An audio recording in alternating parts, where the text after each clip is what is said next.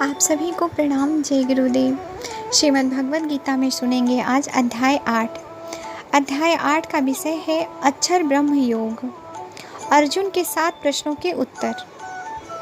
अध्याय शुरू करने से पहले आइए हम सभी मिलकर गायत्री मंत्र कर लेते हैं। ओम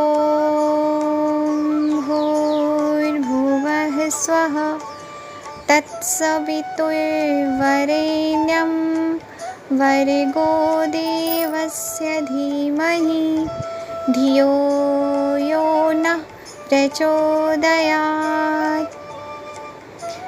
आइए अध्याय शुरू करते हैं। अर्जुन ने कहा, हे पुरुषोत्तम, यह ब्रह्म क्या है, अध्यात्म क्या है, कर्म क्या है, अधिभूत किसे कहते हैं और अधिदैव कौन कहलाते हैं। हे मधुसूदन, यहाँ अधियज्ञ कौन है और वह इस शरीर में किस प्रकार स्थित रहता है और शरीर के अंत समय में आत्मसंयमी मनुष्यों द्वारा आपको किस प्रकार जाना जाता है। श्री भगवान ने कहा, जो अविनाशी है वही ब्रह्म दिव्य है और आत्मा में स्थिर भाव है, अध्यात्म कहलाता है तथा जीवों के वह भाव जो कि अच्छे या बुरे संकल्प से उत्पन्न करते हैं, उन भावों का मिट जाना ही कर्म कहलाता है। हे शरीरधारियों में श्रेष्ठ अर्जुन, मेरे अपरा प्रकृति जो कि निरंतर परिवर्तनशील है और अधिभूत कहलाती है तथा मेरा वह विराट रूप जिसमें सूर्य चंद्रमा आदि सभी देवता स्थित हैं, वह अधिदैव कहलाता है। और मैं ही प्रत्येक शरीरधारी के हृदय में अनंत अंतर्यामी रूप स्थित अधियज्ञ हूँ, यज्ञ का भोगता। अधियज्ञ का मतलब होता है यज्ञ का भोगता हूँ। जो मनुष्य जीवन के अंत समय में मेरे ही स्मरण करता हुआ शारीरिक बंधन से मुक्त होता है, वह मेरे ही भाव को अर्थात मुझको ही प्राप्त होता है, इसमें कुछ भी संदेह नहीं है। हे कुंती पुत्र, मनुष्य अंत समय में जिस जिस भाव का स्मरण करता हुआ शरीर का त्याग करता है, वह उसी भाव को ही प्राप्त होता है जिस भाव का जीवन में निरंतर स्मरण किया है। इसलिए हे अर्जुन, तू हर समय मेरा ही स्मरण कर और युद्ध भी कर। मन बुद्धि से मेरे शरणागत होकर तू निश्चित रूप से मुझको ही प्राप्त होगा। हे पृथापुत्र, जो मनुष्य बिना विचलित हुए अपनी चेतना यानी आत्मा अपनी चेतना से योग में स्थित होने का अभ्यास करता है, वह निरंतर चिंतन करता हुआ उस दिव्य परमात्मा को ही प्राप्त होता है। मनुष्य को उस परमात्मा के स्वरूप का स्मरण करना चाहिए जो कि सभी को जानने वाला है, पुरातन है, जगत का नियंता है, सूक्ष्म से भी अति सूक्ष्म है, सभी का पालन करता है, अकल्पनीय स्वरूप है, सूर्य के समान प्रकाशमान है और अंधकार से परे स्थित है। जो मनुष्य मृत्यु के समय अचल मन से भक्ति में लगा हुआ है, योग शक्ति द्वारा प्राण को दोनों भवों के मध्य में पूर्ण रूप से स्थापित कर लेता है, वह निश्चित रूप से परमात्मा के उस परम धाम को ही प्राप्त होता है।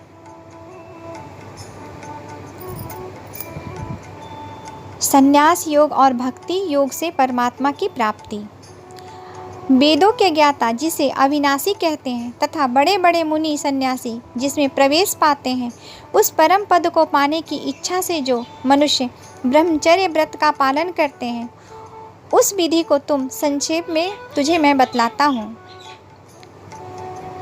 शरीर के सभी द्वारों को बस में करके तथा मन को हृदय में स्थित करके प्राणवायु को सिर में रोक करके योग धारणा में स्थित हुआ जाता है।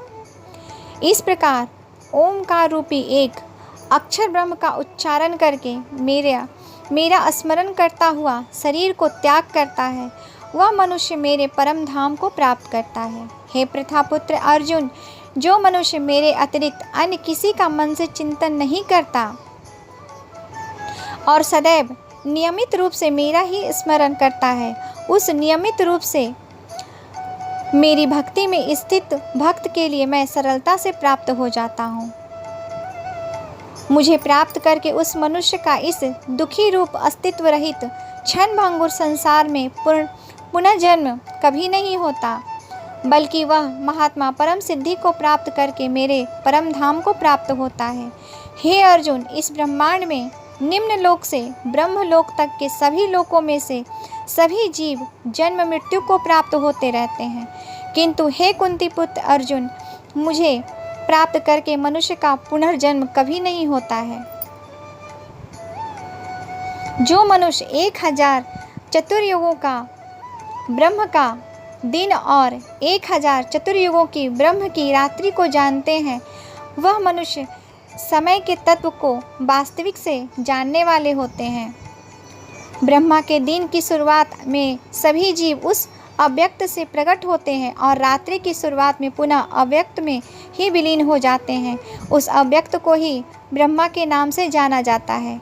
हे पृथापुत्र, वही इस समस्त जीवों का समूह बार बार उत्पन्न और विलीन होता रहता है। ब्रह्मा की रात्रि के आने पर विलीन हो जाता है और दिन के आने पर स्वतः ही प्रकट हो जाता है। लेकिन उस अव्यक्त ब्रह्म के अतिरिक्त शाश्वत अनादि अनंत, शाश्वत का मतलब होता है अनादि अनंत, परम अव्यक्त पर ब्रह्म है। वह पर ब्रह्म सभी जीवों के नाश होने पर भी कभी नष्ट नहीं होता। जिसे वेदों में अव्यक्त अविनाशी के नाम से कहा गया है, उसी को परम गति कहा जाता है।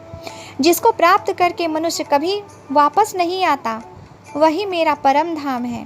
हे पृथापुत्र, वह ब्रह्म जो परम श्रेष्ठ है, जिसे अनन्य भक्ति द्वारा ही प्राप्त किया जा सकता है, जिसके अंदर सभी जीव स्थित हैं और जिसके कारण सारा जगत दिखाई देता है।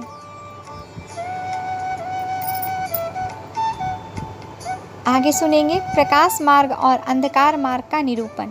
हे भरत श्रेष्ठ, जिस समय में शरीर को त्याग कर जाने वाले योगियों का पुनर्जन्म नहीं होता और जिस समय में शरीर त्यागने पर पुनर्जन्म होता है, उस समय के बारे में मैं बतलाता हूँ।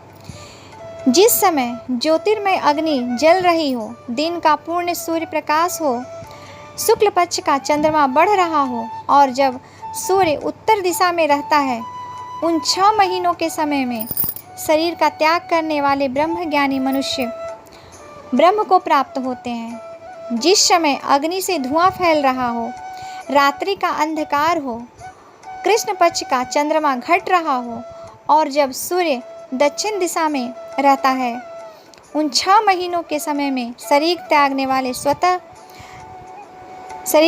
वाले स्वर्ग लोकों को प्राप्त होकर अपने शुभ कर्मों का फल भोग कर पुनर्जन्म को प्राप्त होता है। वेदों के अनुसार इस मृत्यु लोक से जाने के 2 ही शाश्वत मार्ग हैं, एक प्रकाश का मार्ग, दूसरा अंधकार का मार्ग। जो मनुष्य प्रकाश मार्ग से जाता है वह वापस नहीं आता है और जो मनुष्य अंधकार मार्ग से जाता है वह वापस लौट आता है। हे पृथापुत्र, भक्ति में स्थित मेरा कोई भी भक्त इन सभी मार्गों को जाते हुए भी कभी मोहग्रस्त नहीं होता। इसलिए हे अर्जुन, तू हर समय मेरी भक्ति में स्थिर हो। योग में स्थित मनुष्य वेदों के अध्ययन से, यज्ञ से, तप से और दान से प्राप्त सभी पुण्य फलों को भोगता हुआ अंत में निश्चित रूप से तत्व से जानकर मेरे परम धाम को प्राप्त करता है, जो कि मेरा मूल निवास स्थान है। इस प्रकार उपनिषद, ब्रह्म विद्या तथा योग शास्त्र स्वरूप श्रीमद् भगवद गीता के श्री कृष्ण अर्जुन संवाद में अक्षर ब्रह्म योग नाम का 8वां अध्याय संपूर्ण हुआ। आप सभी को प्रणाम। जय गुरुदेव। हरि ओम तत्सत।